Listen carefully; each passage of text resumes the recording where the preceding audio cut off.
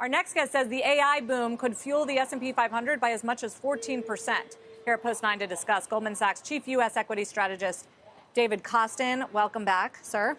Nice to see you, Sarah. This call got a lot of attention because obviously AI is front and center right now. How do you get at the numbers to put a number on what it should do to multiples in the market?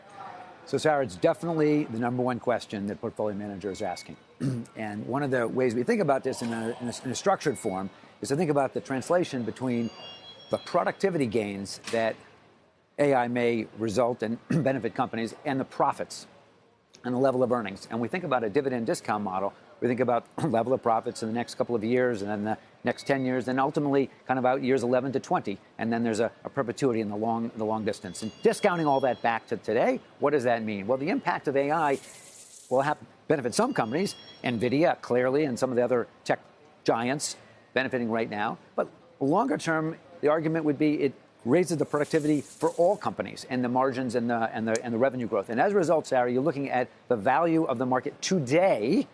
If you're to assume that all this productivity was to be realized, could be perhaps anywhere from 5 to 14%. Let's use 9% as an example, 9% higher than today. But again, that assumes all that productivity is ultimately realized, and there's some uncertainty around that, when the timing over which that will be achieved and the magnitude. What's the key assumption, David, on productivity then that you're using? What's the number that you're assuming? So think about, David, 1.5 percentage points increased productivity above the trend. And we'll say the trend is 1.5. So that's in the Hotsius report from a little while ago, that's basically? Correct. My colleague Jan Hotsius and our economics team sit right next to us, and we talk about what is the impact of economics impact on the earnings of the market. And earnings, obviously, is what portfolio managers care about. And that, in my experience as an analyst for a long time, the guide higher in NVIDIA was so shocking to go from $7 billion revenues for the quarter to $11 billion.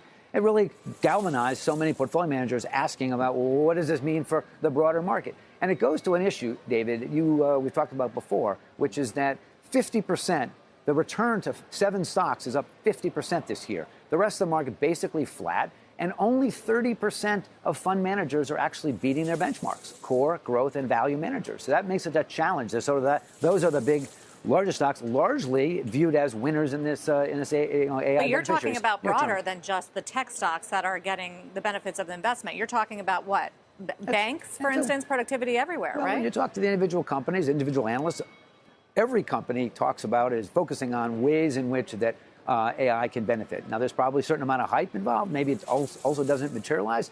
And Sarah, the way you get these benefits is when it's broader, and that distribution into the market, into the economy, may take 10 years for that to achieve, which is why when we look at what's the value of a company, it's the value of the future income, and the future income discounted back to today with some uncertainty.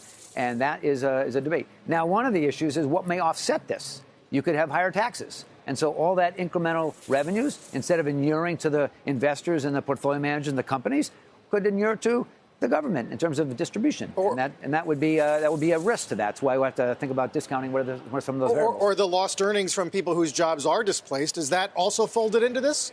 Well, experience has shown in other big productivity gains and big innovation activities that those displaced workers ultimately get reemployed in other industries, allied industries in some cases, and the overall economy grows more dramatically. And that's the argument. There's some near-term dislocations. Jobs are different. But that would be the idea that there's some winners near-term, if you will, or some beneficiaries near-term. But broadly speaking, the economy is larger.